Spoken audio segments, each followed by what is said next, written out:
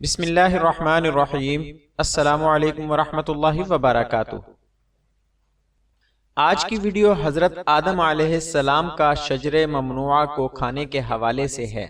Video میں آگے بڑھنے سے پہلے نئے آنے والے دوستوں سے گزارش ہے کہ ہمارے چینل کو ضرور سبسکرائب کریں اور آنے والی ویڈیو سے باخبر رہنے کے لیے بیل آئیکن پریس کریں۔ شکریہ۔ سوال: حضرت آدم علیہ السلام نے جس درخت کا پھل کھایا تھا وہ کتنے دن آپ کے شکم یعنی پیٹ میں رہا؟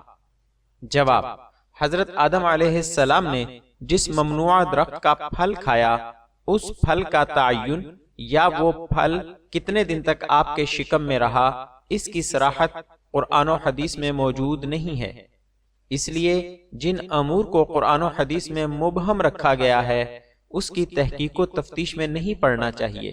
نیز ان امور پر ایک مسلمان کا کوئی دینی یا دنیاوی فائدہ بھی موقوف نہیں، نہ ہی یہ معلومات عقائد سے تعلق رکھتی ہیں، نہ قبر و آخرت کے سوال و جواب سے، اس لیے ایسے امور میں پڑھنے کی بجائے اپنا وقت با مقصد اور مفید کاموں میں صرف کرنا چاہیے۔